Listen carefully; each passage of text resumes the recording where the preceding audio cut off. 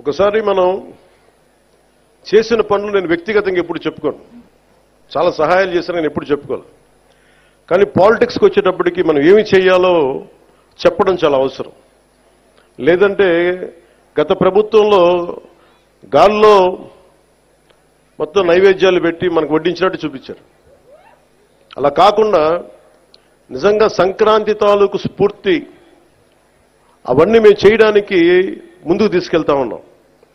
అంటే ఇంత చేశాం అనుక్షణం, ఎందుకంటే మనకి ప్రతి 3 నెలలకి అభివృద్ధి ఏంటని చెప్పాలి కదా.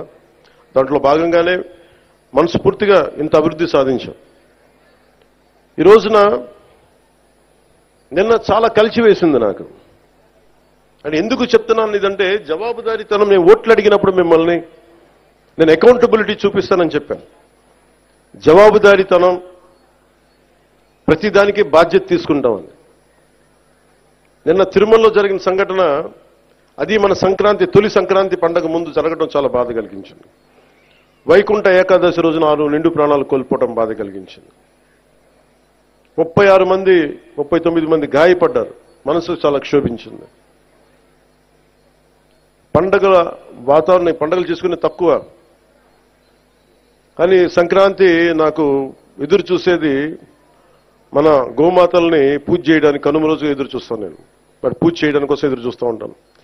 అలాంటి పరిస్థితుల్లో ఈ సంఘటన జరగటం, చాలా ఉత్సాహంగా జరుపుకునే పండుగ నాకు వ్యక్తిగతంగా, ఈ గోమాత కోసం చేసే పండుగలు కాబట్టి నాకు నేను చాలా బాధ కలిగింది. నేను వెళ్ళి పరామర్శించవచ్చు, వచ్చేయచ్చు. మీరందరూ ఎన్డీఏకి చంద్రబాబు గారి నాయకత్వంలో మీరు నమ్మి ఓట్లు వేశారు. బాధ్యత వచ్చినప్పుడు ఎవరి మీద నెట్టలేదు. మీ వల్ల జరిగింది, మా వల్ల జరిగింది అని. తప్పు ఎవరి వల్ల జరిగినా మేమందరం ప్రభుత్వంలో భాగస్వామ్యం కాబట్టి మనస్ఫూర్తిగా నిన్న దేశాన్ని క్షమాపణలు అడిగాను జరిగిన తప్పుకి. ఇది దేనికి క్షమాపణలు అడగాలి అంటే, collective responsibility. Leadership is all about collective responsibility. పంచాయతీరాజ్లో తప్పులు జరిగితే అది మా అందరి సమిష్టి బాధ్యత. నా దగ్గర నుంచి ఆఖరిగా ఉండే మన గ్రామాల్లో ఉండే వరకు, ఫీల్డ్ అసిస్టెంట్ వరకు తప్పుది. ఎవరు తప్పు చేసినా బాధ్యత తీసుకోవాలి. ఈ సంక్రాంతి సీజన్ మనకి రాబోతున్నది. కొంత మనసు కావాలి. కొంత ఏం మాట్లాడాలి, ఒకటి నేను చెప్పాను, ఇవన్నీ చేశాను. కానీ ప్రతిసారి నిన్న ముఖ్యంగా యువతకి నా విన్నపం, నా విజ్ఞాపన, ఎక్కడ ఎలా స్పందించాలి అనేది మీరు చాలా ఆలోచించాలి. చావు సమయంలో కూడా, ప్రమాదమైన సమయాల్లో కూడా నేను వస్తే సినిమా పేర్లు కానీ, కేరింతలు కానీ, ఒకళ్ళు చావుకి వెళ్ళాం మనం, ఒకళ్ళు దెబ్బలు తిన్నారు, చనిపోయారు. ఇలాంటి సమయంలో కూడా మనం కూర్చొని కేరింతలు, అరుపులతో ఉంటే భావ్యమా లేదా అనేది ప్రతి ఒక్కరు ఆలోచించాలి. పోలీసుకి కొన్నిసార్లు సహకరించాలి మీరు. అంటే ఎవరి బాధ్యత కనుక వాళ్ళు సభ్యంగా నిర్వర్తిస్తే ఒత్తిడి తగ్గుద్ది. నేను చూడండి, తిరుపతిలో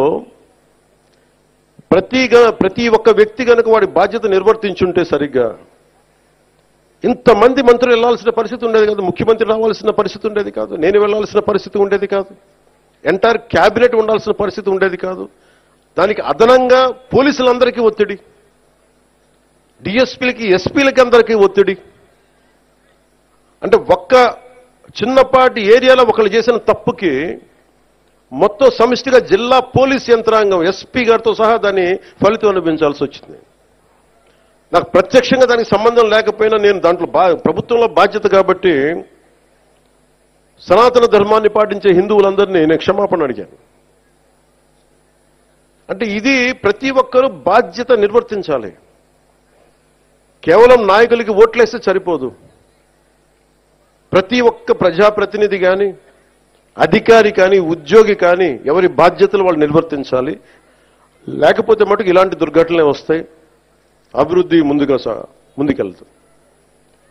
అలాగే గత ప్రభుత్వంలో అలవాటైపోయి కొంతమంది, ప్రత్యేకించి కొంతమంది అధికారులకి పనిచేయడం మానేశారు. నిర్లక్ష్యంగా ఉండటం ఉన్నారు. అధికారికి పార్టీ పట్ల ఏ పార్టీ అయినా సరే, జనసేన కాదు, తెలుగుదేశం కాదు, భారతీయ జనతా పార్టీ కాదు, గతంలో ఉన్న పార్టీ కూడా కాదు. Your loyalty is for the people. మీరు రాజ్యాంగానికే మీరు కట్టుబడి ఉండండి. మేము ప్రత్యేకించి ఫేవర్స్ ఏమి అడగం. నేను ప్రతిసారి కలెక్టర్ గారికి కానీ ఎస్పీ గారికి కానీ నేను ఒకటే చెప్పాను, మీరు నాకు ప్రత్యేకించి ఏం చేయకండి అన్న. కనీసం మీరు మాకు చేయాల్సిందే న్యాయం అందరికీ జరిగేలా చూడండి అని చెప్పాను. మా వాళ్ళు శిక్షిస్తే, తప్పు చేస్తే మాకు కూడా బాధ్యత ఏర్పడని చెప్పాను.